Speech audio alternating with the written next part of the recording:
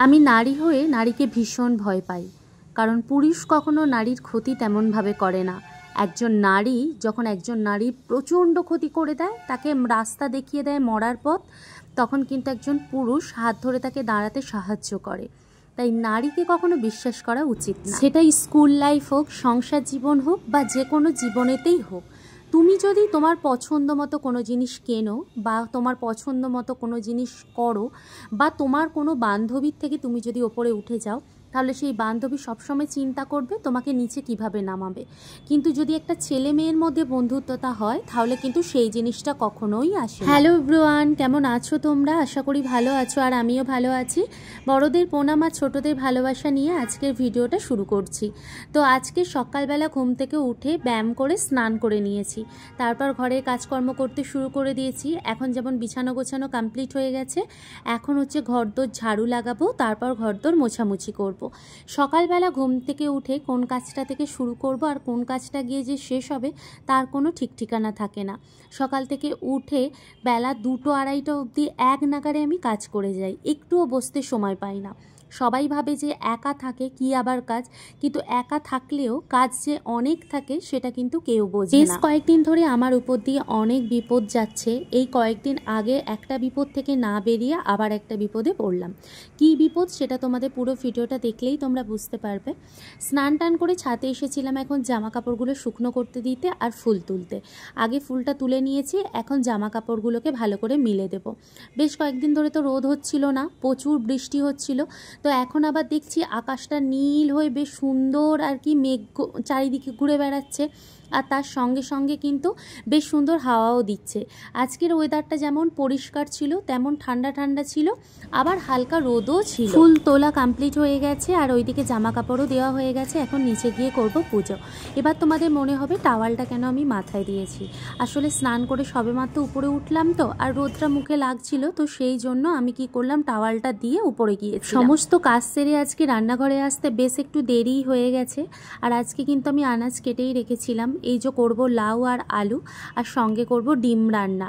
আর নিচে গিয়েছিলাম একবার, দুধ নিয়ে এসেছি, তো সেই দুধটা এখন ফ্রিজের মধ্যে রেখে দেবো। এখন আর গরম করব না, কারণ এখন রান্না বান্না রয়েছে, পুজো আছে, তো সেই জন্য ভাবলাম পরে ওগুলো করব। আরও জিনিস এনেছি যদিও, ওই যে এলাইচি, ডালচিনি, এখানে ছিল একটা টুথপেস্ট, আর একটা ছিল হচ্ছে লঙ্কার প্যাকেট, আর ছিল পোস্ত। তো লাউ পোস্ত করার খুব আজকে ইচ্ছে ছিল, তো দেখা যাক। বাইরের খাবার খেতে একদম মানা করেছে, তাই বিস্কিট তেমনভাবে আনাই হয়েছিল না। তবে আজকে নিচে গিয়ে একটু বিস্কিট বেশি করেই নিয়ে এসেছি, কারণ সত্যি কথা বলতে কি প্রচণ্ড খিদে পেলে একটা বিস্কিট খেয়ে জল খেলেই কিন্তু শরীর ভালো লাগে। রান্না এখনও অর্ধেক বাকি, অর্ধেক হয়েছে। তো আমি ভাবলাম আলুটাকে মেখে রেখে দিই, তাহলে সুবিধে হবে। পটল ভাজা বসিয়ে দিয়ে এসেছি আলুটা মাখতে, কারণ প্রচণ্ড গরম আলুটা। তো ভাবলাম পাখার নিচে একটু মাখি, তাহলে ঠান্ডাও হয়ে যাবে, আর নিজেরও একটুখানি আর কি। সমস্ত কিছু কমপ্লিট করে এসে জাস্ট একটু বসলাম।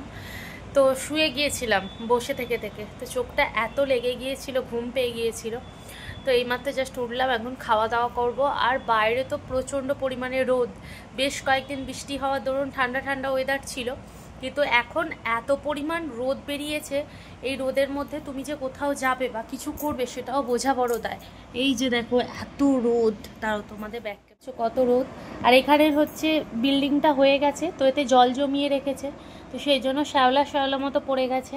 আর রোদ দেখতে পেয়েছো কি পরিমাণ যে রোদ। মধ্যেও অনেক মানুষ আছে যাদের কাজ না করলে দুবেলা মানে পেটে ভাত পড়বে না, তো তাদেরকে বাইরে বেরোতেই হচ্ছে। তাদেরকে মরে যাব বা সানস্ট্রোক হবে বা শরীর খারাপ করবে এইসব কিন্তু দেখছে না। ছেলে মেয়ে বা বইয়ের মুখের দিকে তাকিয়ে তারা দুটো ভাতের জন্য এদিক ওদিক ছুটে বেড়াচ্ছে। তোমাদের দেখাই বাইরের এই যে রোদ দেখতে পেয়েছো। আর পুরুলিয়াতে কিন্তু রোদের পরিমাণ অত্যাধিক বেশি। এই যে দেখো বাচ্চাগুলো কি সুন্দর স্কুলের থেকে ফিরছে বাড়িতে, আর ছাতা মাথায় দিয়ে। এরকম কিন্তু গ্রীষ্মকালে আমরাও ফিরতাম। বিল্ডিংয়েতে যারা কাজ করে তারা এইমাত্র জাস্ট লাঞ্চ টাইমের জন্য নেমেছে, তারা লাঞ্চ করবে।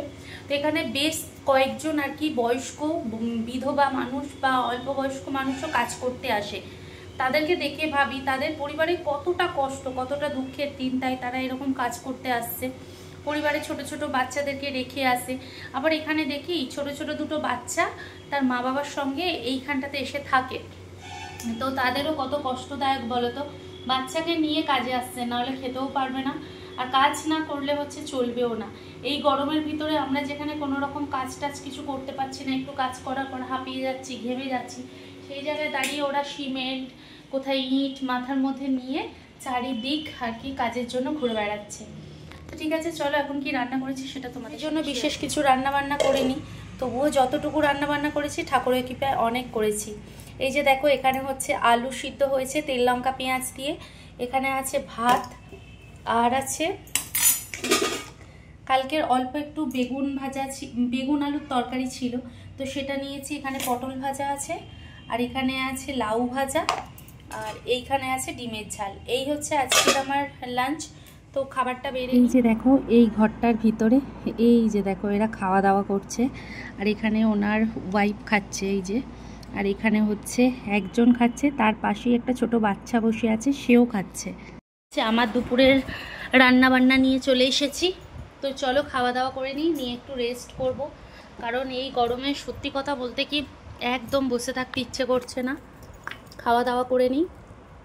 আর তোমরা যদি লাউকে ভাজো ঠিক এইভাবে ভাজবে, এত ভালো লাগে খেতে, কিছুই না, শুধু একটু কালো জিরে আর লাউটাকে আগে থেকে একটু নুন মাখিয়ে রেখে দেবে, আর কালো জিরেটা দেওয়ার পর একটু হলুদ দিয়ে আর এই লাউটাকে এর মধ্যে দিয়ে ঢাকা চাপা দিয়ে দিয়ে ভাজবে।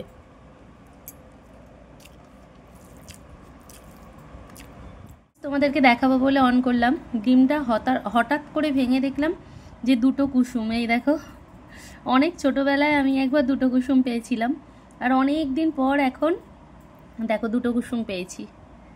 এই যে কি আনন্দ লাগছে, সেই ছোটোবেলার মতো। খাওয়া দাওয়া কমপ্লিট করে ছাদে এসেছি জামা কাপড় তুলতে। তো জামা কাপড় তুলতে তুলতে তোমাদের সাথে কিছু কথা শেয়ার করি। বেশ কয়েকদিন ধরে আমার বিপদ যাচ্ছে, আমি বললাম তো। কিছুদিন আগে মাছ খেতে গিয়ে মাছের কাঁটা গলার মধ্যে বিঁধে যায়, সেটা প্রায় 1-1.5 সপ্তাহের মতো গলার মধ্যেই আটকে ছিল, কই মাছের কাঁটা ছিল। তো এখন যাই হোক নেবে গেছে। এখন আবার যে সমস্যা হয়েছে সেটা হচ্ছে কোমরে ব্যথা। এই রোদেতে জীবন খারাপ হওয়ার মতো অবস্থা। জামা কাপড় তোলা হয়ে গেছে, এখন নিচে যাব, গিয়ে একটু রেস্ট করব, কারণ প্রচুর গরম।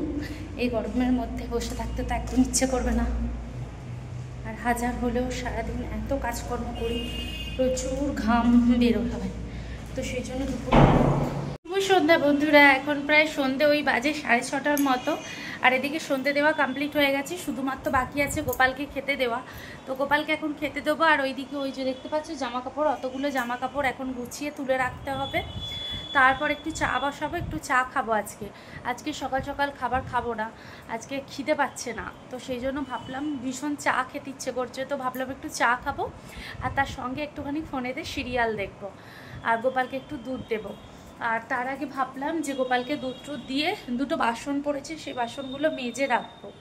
তো দেখাই তোমাদেরকে, এই যে আজকে আমি আম খেয়েছি, সেই আমের বাসন, আর এখানে এই যে বাসন পড়ে আছে, তো এগুলো মাজবো, তার আগে গোপালকে খেতে দিই। আমের মধ্যে হঠাৎ করে এটা কি দেখতে পেলাম, এই যে দেখতে পাচ্ছ দুটো দাঁতের মতো দাগ, তো এই আমটা আমাদের নিচের গাছের, তো এই দুটো দাঁত যে সাপের দাঁতের দাগ হবে না সেটা তো বুঝতে পারছি না, তো ভীষণ ভয় করছে আমটা খেতে। তো তোমাদের দাদাভাইকে আমি দেখিয়েছিলাম, তোমাদের দাদাভাই বলল যে এখন তো এরকম হচ্ছে, টমেটোর গায়ে বলো বা এরকম আমের গায়ে বলো, সাপের কিন্তু এরকম দাঁতের দাগ এখন দেখতে পাওয়া যাচ্ছে।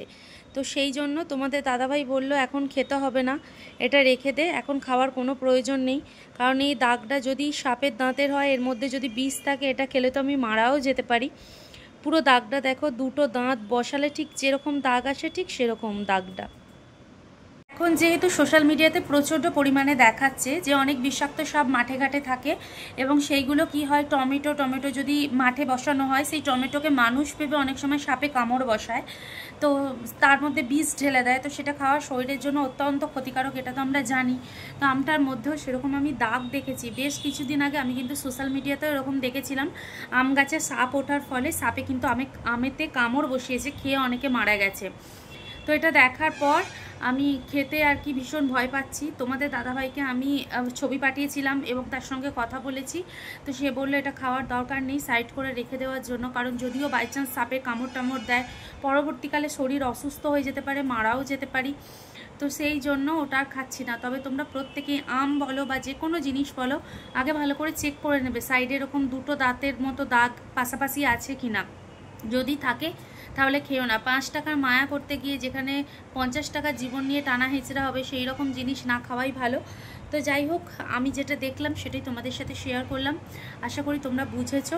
তো চলো এখন চাটা খেয়ে নিই।